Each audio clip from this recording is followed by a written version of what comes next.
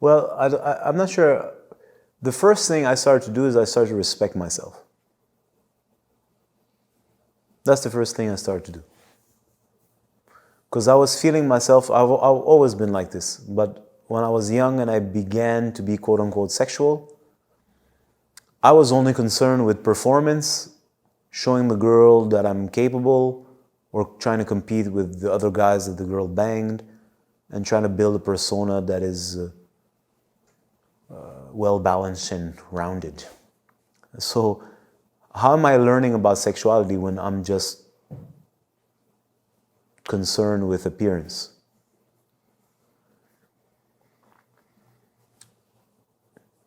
So anyways, as I evolved in my journey, I realized that there are certain things that I do that I'm not comfortable with, and I don't want to do them anymore. And I did them because I felt obliged, or I did them because I felt pressured by myself. Sometimes the girls, some women are crazy. Bitches who've had sex with a lot of guys are drug addicts. They need their semen. They want their semen, and when they come at you, they want to get their semen. And if they don't get their dose, they're like crackheads. They get very annoyed. So they sometimes they're very blunt about it. Sometimes they psychically manipulate you because they need to feed, right? So I start to realize all those things. I start to understand that I'm not crazy. There's a whole psychic realm happening, and I'm being played with because I'm weak, because I'm not clear about what I want. And all of this I start to perceive it. I start to say, no, from now on, I'm gonna do it my way, slowly but surely. Imagine, you a man, you with a girl, she's naked, and you don't want to have sex with her. Now, the number of times that's happened to me, you wouldn't even imagine. No, it's like, no, why should I have sex with you? I don't want to have sex with you. I don't know you. I don't want to stick my cock in you. I don't want to sign a contract with you. That's because I start to appreciate the sacredness of sexuality. When I say sacred, I'm not talking about like it's got to be gushy and like, oh, gay shit. No, I'm saying, no, this is a huge gesture, and I don't want to do that. That's when you're sober. And by the way, when you're on drugs, you're in another dimension. You're unconscious. So I start to respect myself and create certain boundaries in my energetic system, which I didn't have previously, either because I was too much in a hurry to prove something or to get something, or maybe to get the fuck out as fast as possible, technically. So I started to respect my boundaries and give myself the space, although the girl wasn't necessarily conscious of this, at the start at least, because it wasn't the appropriate partners, right? I was still in the hookup culture and using a connection that's a little more connected to explore. But she's looking for cock, and she's a drug addict, right? She wants to get, I don't care. So I'm learning. And sometimes they get very upset. Sometimes they did storm out. What do you mean you're not going to fuck me? And I didn't understand, right? So I remember this girl, she got very upset. She took it as an insult. She really took it as an insult. She stormed out almost in tears. How I don't want to fuck her. I think she was a real big drug addict. She was a big fiend, and she was hoping to get some kind of jackpot, and she didn't get it. But emotions took over. But she couldn't grasp it. And I didn't care anymore at that stage, because now I wanted to explore things and respect my rhythm. And through that process, I started to realize that, well, most of these women, if not all these women, are in the same position I was in. They're hypersexualized. Their behavior is not natural, and it's not authentic. This fear, and the fear is creating a certain kind of response, and they're acting on that fear. So that's why I don't feel comfortable, because she's tense. And because she's tense, the presence is minimal, so the connection is disgenuine, or it's minimal, right? It's a little bit. So I started to understand that. I started to understand better the nature of the game. She's stressed. She has her own woman's performance anxiety. She has her own conditioning in her brain. And on top of that, she's a drug addict. Just like the man needs to come, she needs her semen. right? The need to come is a form of disease. Like you're a drug addict. You need to get that rush. And then you come and you want to go. And she's kind of the same. She wants the cherries popped and she gets addicted to that juice. She wants more and she wants more and I want more and I want more. And sometimes they really get bad. And I've met some of those in my life. I've spoken about it in some of their videos. So I'm like, wait a minute, it's not her now. I'm talking about, this is sober sex. There's nobody drunk, nobody on drugs, right? So I start to perceive those energies, which were always there, but I didn't pick up before because I was too much trying to play a game or trying to get to come, right? So as I start to slow down, and I decided that I want to discover, which doesn't mean things can't get intense, but it's like people want to, it's immediately. They don't want to build a relationship. And when I say relationship, I'm not talking about being a boyfriend, girlfriend kind of shit. I'm talking about build a relationship. Like with the guys at the soccer game, you build a relationship. So you learn how to play with each other. Sounds funny, eh?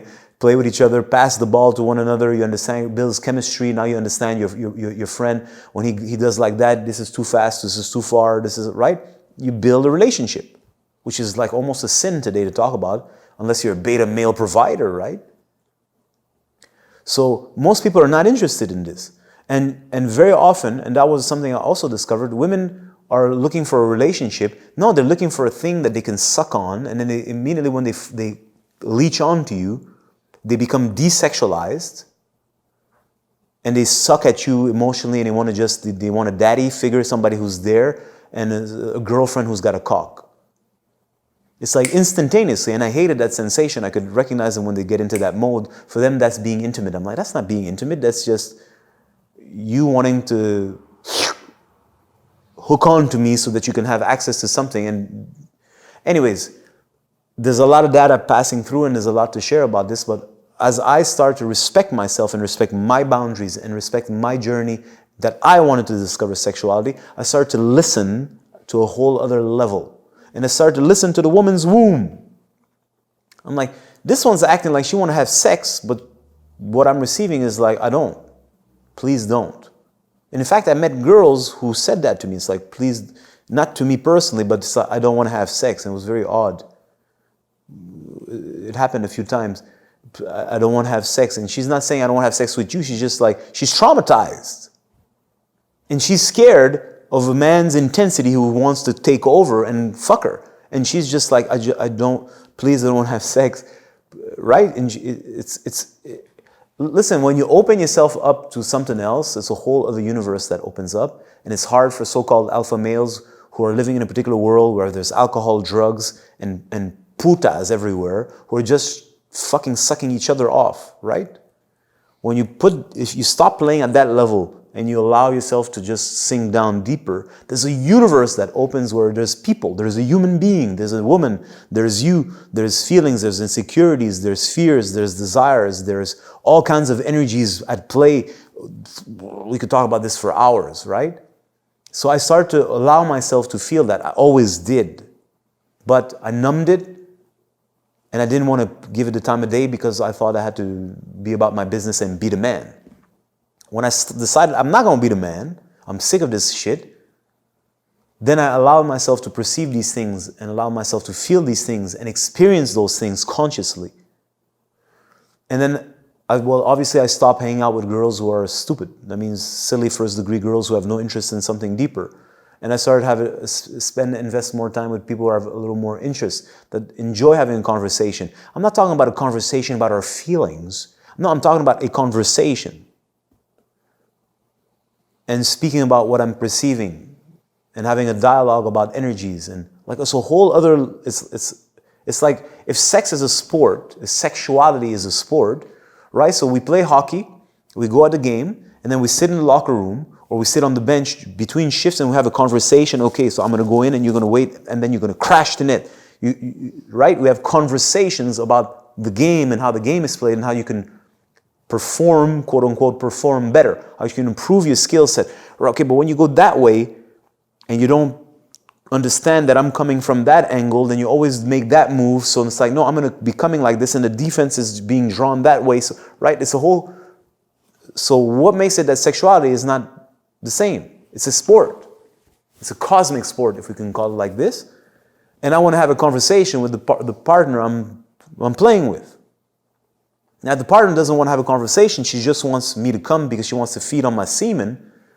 I got a problem with that, but I'm not interested in such a player because this is shallow shit, and I'm not interested in shallow shit. It's boring. I'm going to bust my nut. I could do it on my own at home. Like, well, I don't need to hang out with you and spend my evening with a disgusting person and have it smell you in your sweat. No, fuck you. Get the fuck off of me. I'm not interested. So when you start to perceive that there's another level, you want to discover that level.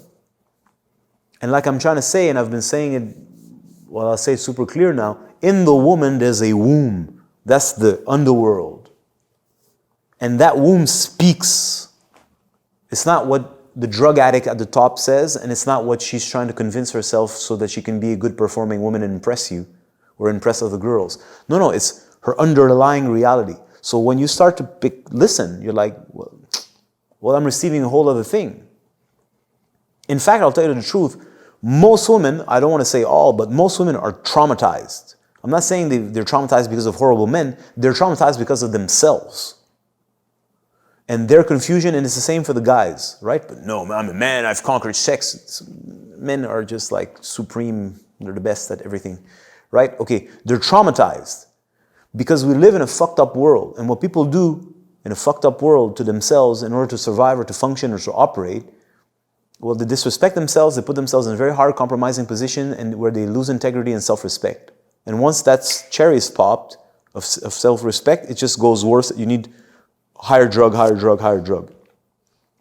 Anyways, I apologize because it's a little mashed up on my data because this is a huge subject and we've kind of like opened a new door.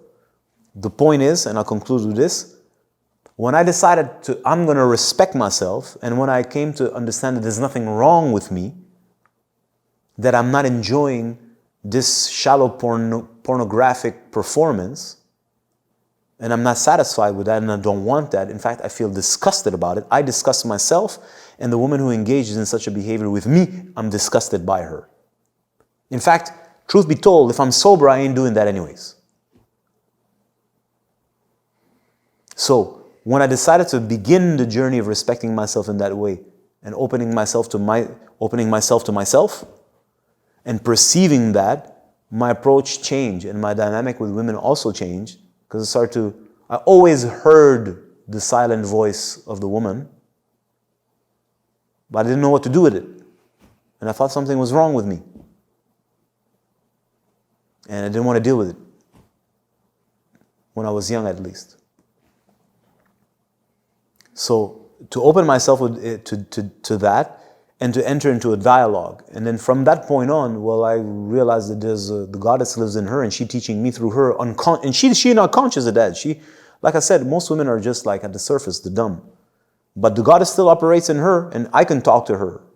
There's an eye here. I could talk to her and she's looking at you and she's evaluating everything you're doing. So I started to understand that I can receive an education despite the woman, and that I can score points with the goddess. Anyways, I don't know if you'll understand, but I'm not happy with my conclusion. There's another world beneath the surface for those who go there, and once you open yourself to this, the game changes and expands, and its level of expansion is very impressive. And then eventually, if you have an interest in this, you also disregard partners who are just looking for something quick. And notice, I'm not talking about like we're boyfriend, girlfriend. I don't do boyfriend, girlfriend. It gives me nausea. Right? Partnerships is a place of respect, where you have respect for the other person, and there's a relationship of trust that is established, and trust allows the love to grow. It ain't got nothing to do with boyfriend, girlfriend, disgustingness, snottiness with your fucking pillow drooling and this fucking Netflix lifestyle. Get the fuck out of here. That's not what I'm talking about, right? So just so we're clear, because guys are scared fuckless of so-called relationships because it's disgusting. They know that. So I'm not saying that's not what I'm talking about. And it doesn't mean that as you're journeying deeper into this invisible language with your sexual partner, that she's not going to try to get you into be a boyfriend, girlfriend kind of shit. I didn't say that. She'll try.